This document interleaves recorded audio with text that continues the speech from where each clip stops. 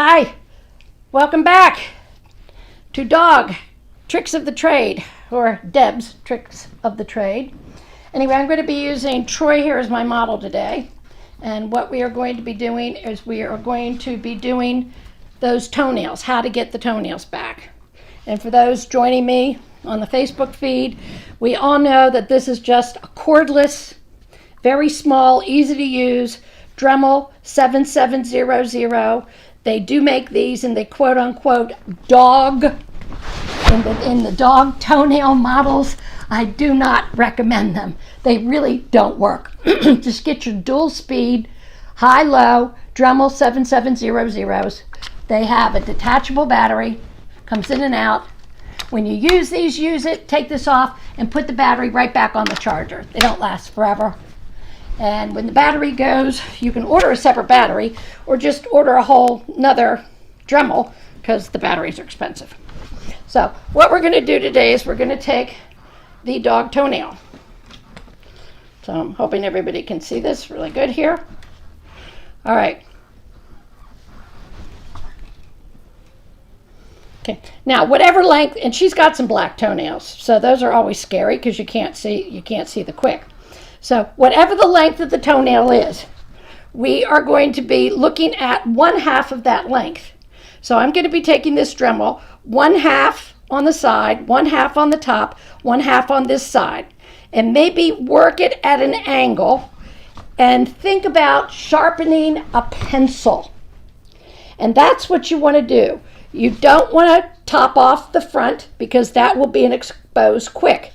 But we're going to do this in such a way that we are going to sharpen this pencil. And by thinning all of this nail out on top, that is going to encourage and make that quick that's inside that nail grow back. And you could get this done very quickly if you just use this method. So I'm going to turn it on here. So 1/2 of the nail on the side, on the top, and on the other side. Side, top, and the other side. And if you can see that, you can see it even looks like a sharpened pencil. And that's the effect that you want. Now, black, you don't have to worry about hitting the quick on a black nail. Right. Doing this method, you don't need to see the quick. So side, okay, and here again, side, top, side. Now I'm starting with a dog that already has her nails back. If you had a dog that had a 1/4 inch or an inch of a white nail sticking out like you might get going into a pet grooming shop, then I would probably advise you to take your regular guillotine style nail clipper and get some of that off. You don't need to get too near the quick because you're going to be finishing off the nail in this process. So once again, whatever 1/2 the length of that nail is, and then on top, and then on the side. So now this one's grown out a little bit. Just because I can see so much white, I just took off the tip where I saw a lot of white. But that's 1/2 the length of the nail. It's going to go against the side and against the side. Side, top, side. Side, top, side. Now I just put a brand new sander in this Dremel this morning. So it's trimming a lot tighter than I would normally trim. The one that I was using earlier, I've had on this for several months, and it was a little bit easier for me to figure out what I was doing. But there's the nail. So 1/2 the side, 1/2 the top, and 1/2 the side. And because this is a brand new sandpaper pad that I put on here, I'm going to have to be a little bit more careful than I usually am. And one more time around. And Troy's got a lot of black nails, which is good because none of us like to work on black nails. Side, top, side. Wow, I don't think I put a new sander on this thing for 6 months.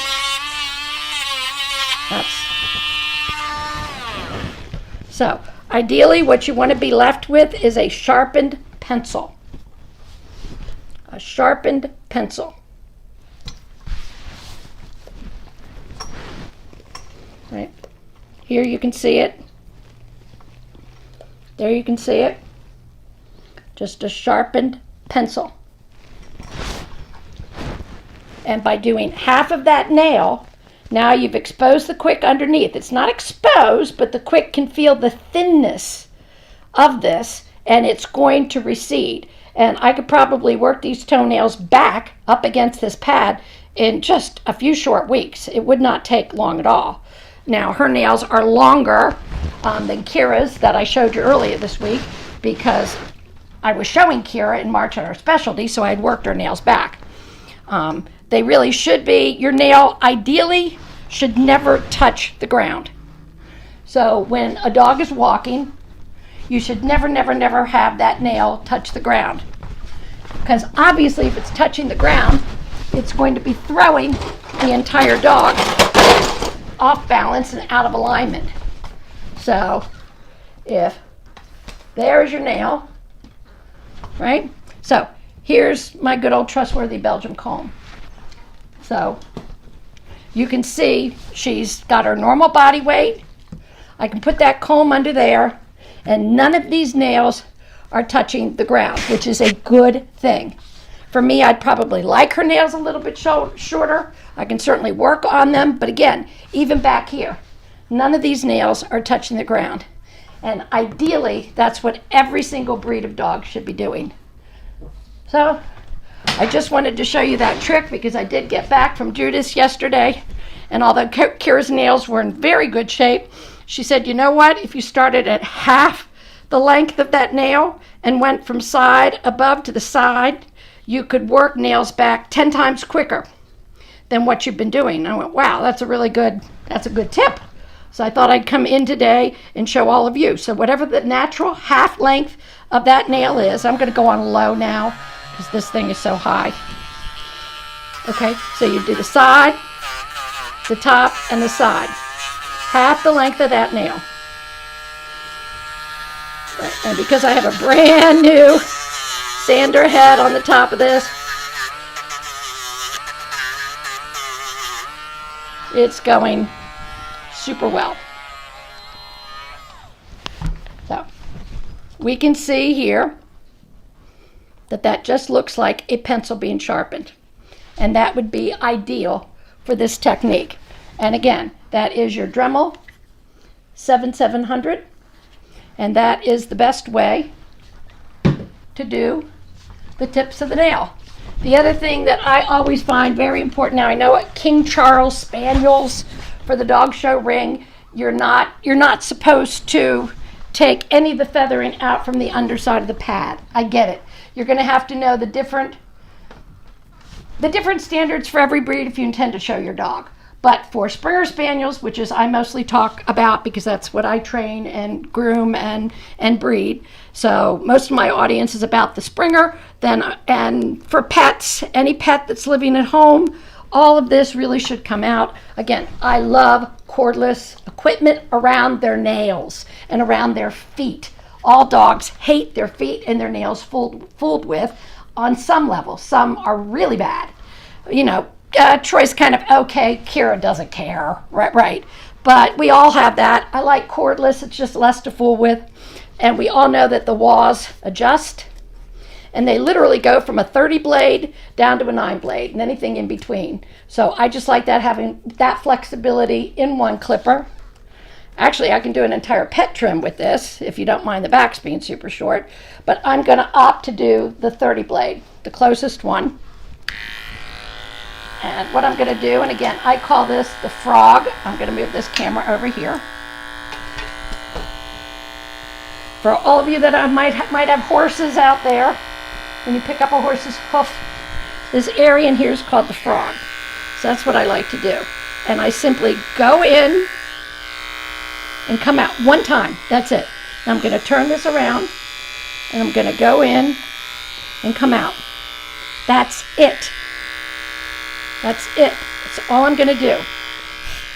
You don't want to be digging in there. Yes, I left some hair. That's okay. What I'm trying, my main purpose here is to expose the padding of the foot to the surface of the ground so that the dog can be stable when they walk. Right? I'm not trying to win an award at Barclays Groom Olympics and have every single hair taken off the dog.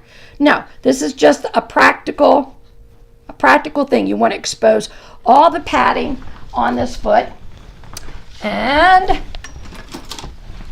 because Springer Spaniels have webbed feet, they swim, I would never use the clipper inside of a webbed foot. Just don't do it. So while the foot is up here, you can just go ahead like this with just a regular pair of scissors. Don't go hunting in there. Don't go pushing down in there. Just take off what you see on the surface. That's it. Because you start going in there, and right there's that big webbed foot. Right there's that big webbed foot. This whole foot expands when they're in the water carrying a heavy 22-pound goose. Right, and becomes a paddle for these dogs. That's what these dogs do. So that's it. That's all you want to do there. And then once again for the back foot. All right, so there's your frog. So you just go in, and I'm not digging in. Last thing you want to do is hurt the dog. A 30 blade can definitely hurt a dog if you dig too much or get too close to the surface. Right, so that's it. Again, you just want to expose all the pads, especially an older dog. This is what throws dogs out of alignment. Whether you quote unquote are into chiropractic work on your dogs or not, it does exist. Dogs can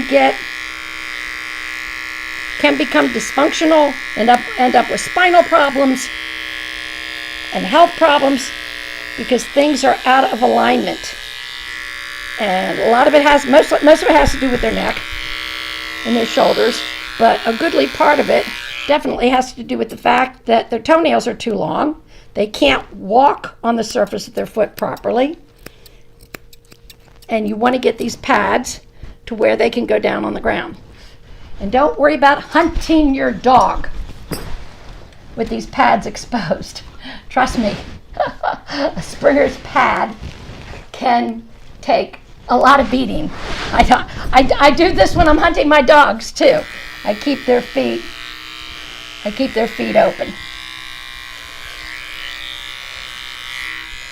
I go knock that out, and then take a shear and go off the top.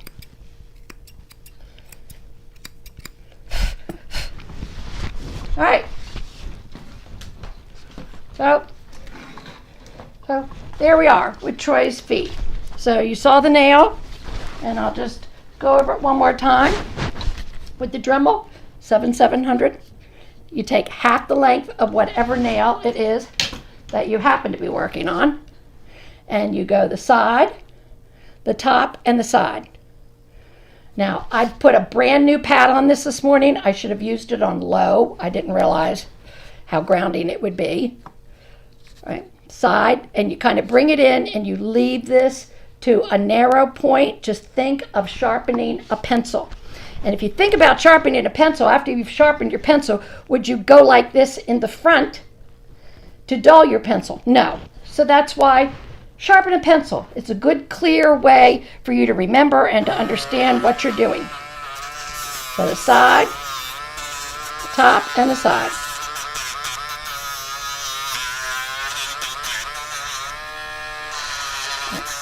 You can see she's not reacting at all.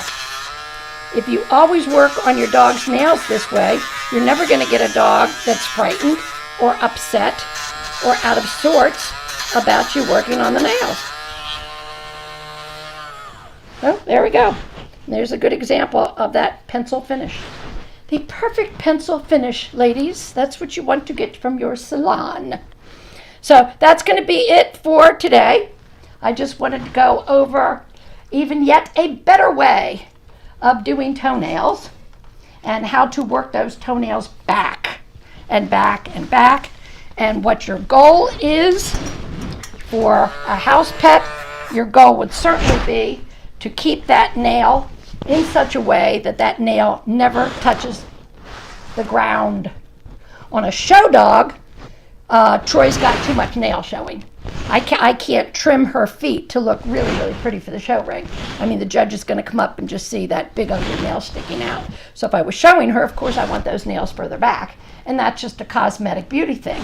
But for all practical purposes, no matter what kind of dog you have, you want to make sure that when they have the natural weight of the dog fully on the foot, that nail, you can never hear that nail go rap, rap, rap, tap, tap, tap on the floor. We've all heard it.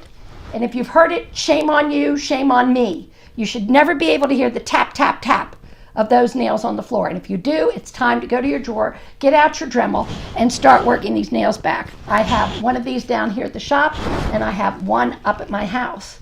It's not a big deal. I just keep the batteries on chargers, and boom. I try not to let the dogs see me put it together, because the next thing I know, they're all running outside, and then I have to go chase them in the yard and bring them back in. But if I very quietly in my bedroom put this thing together and sneak it into my pocket or behind my back and walk up to them while they're laying on the couch, because of course I'm not, right, and then pull it out, okay. And I usually do Troy first because she's the first one to run. Kira really doesn't care. So that's pretty good. And that's pretty good for today. So I'm going to say bye. And that's how to get those nails shorter. And like I always say, at this point in the day, the coffee has definitely worn off and the wine hasn't kicked in yet. So go have a glass of wine for me, because I've got several more dogs to groom. And have a good day. Bye-bye. Bye-bye, everybody. Go have a glass of wine for me, because I'm not done working yet today. Bye.